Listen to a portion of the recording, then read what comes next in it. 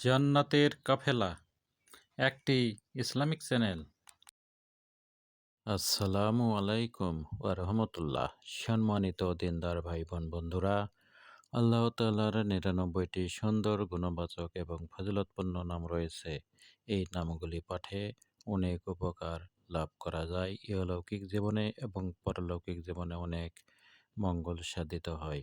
কাজেই এই নামগুলি নিয়ম করে প্রত্যেকেরই পাঠ করা উচিত। আজকে আল্লাহ তাআলার যে নামটি নিয়ে আলোচনা করব এটি হলো আল ওয়াজিদু।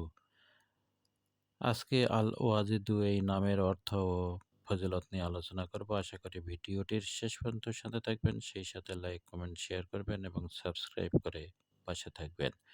আল্লাহ তাআলার এই নামটি আল ওয়াজিদু এর অর্থ হলো কৃতিত্বে কীর্তিমান যিনি, অর্থাৎ আল্লাহ তাআলা সকল কিছুর উপরই সার্বিক কর্তৃত্ব রাখেন। এর ফজিলতে বলা হয়েছে, খাদ্য খাওয়ার সময় যদি কেউ ইয়া ওয়াজিদু পড়ার নিয়ম করে নেয় তবে সেই খাবার তার অন্তরে নূর সৃষ্টিতে সহায়ক হবে। অর্থাৎ খাওয়ার সময় যদি কেউ আল ওয়াজিদু এই আল্লাহ তাআলার এই নামটি পড়ে এবং নিয়মিত খাওয়ার সময় এই নামটি পাঠ করতে থাকে তাহলে তার অন্তরে সেই খাবার নূর সৃষ্টি করবে।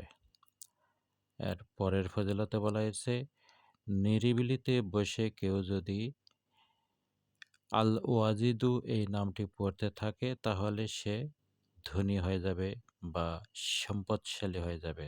তার সম্পদ দিন দিন বৃদ্ধি পেতে থাকবে, তার রিজিকে বরকত হবে। এর পরের ফজিলতে বলা হয়েছে, খানা খাওয়ার সময় প্রতি লোকমা গ্রহণ করার সময় যদি ইয়া ওয়াজিদু পড়ে তবে তার হৃদয় মন আলোকিত হওয়ার সাথে সাথে পেটের যাবতীয় পীড়া, পেটের যাবতীয় অসুখ দূর হয়ে যাবে।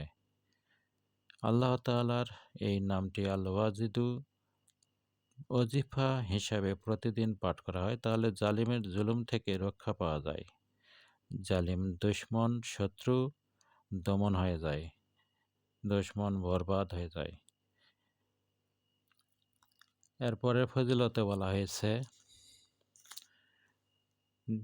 স্বামী স্ত্রীর মধ্যে মহব্বত যদি কমে যায়, দুজনের মধ্যে যদি মনোমালিন্য সৃষ্টি হয় তাহলে মনোমালিন্য পুনরায় ফিরিয়ে আনার জন্য বা মহব্বত সৃষ্টি করার জন্য 111 বার আল ওয়াজিদু পাঠ করে পানিতে ফু দিবেন। সেই পানি পান করলে অত্যাধিক মহব্বত পয়দা হবে।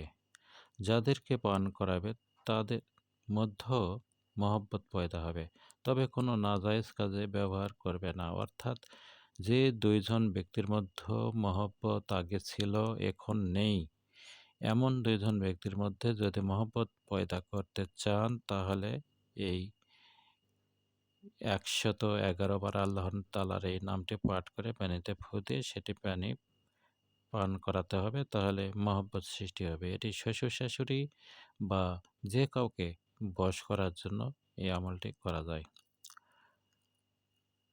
এরপরের ফজিলতে বলা হয়েছে, নির্জন স্থানে অধিক পরিমাণ পাঠ করলে আল্লাহ তাআলার এই নামটি আল ওয়াজিদু তাহলে সে ধনী হয়ে যাবে।